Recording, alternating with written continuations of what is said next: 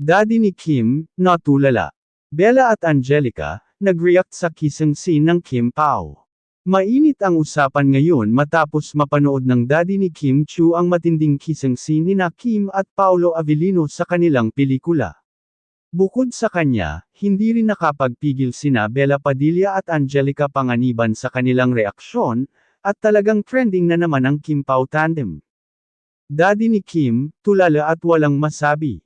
Ayon sa isang malapit kay Kim, hindi raw agad nakapagsalita ang kanyang ama matapos makita ang intense na eksena.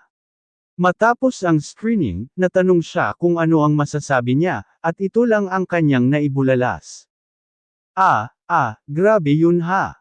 Sabay tawa, na parang hindi makapaniwala sa nakita niya.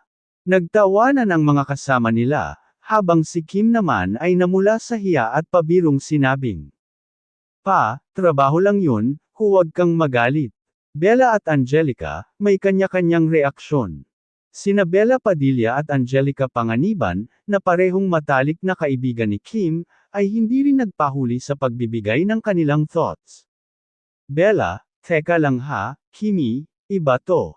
Ano na talaga? Angelica, hindi ako prepared, girl.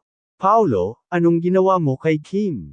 Kitang-kita ang kilig sa kanilang mga reaksyon, na lalo pang nagpataas ng hinala ng fans na baka may real feelings na talaga sa pagitan ng Kim Pao.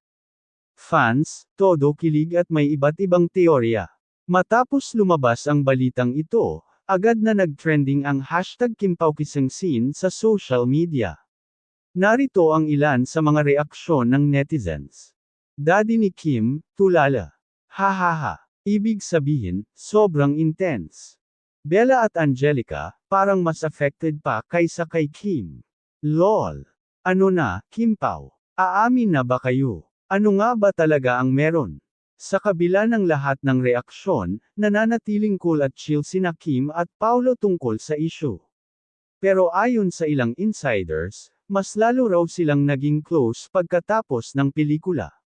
Ano sa tingin mo? Trabaho lang ba talaga ito, o may natutunaw na ang yelo sa pagitan ng Kim Pao?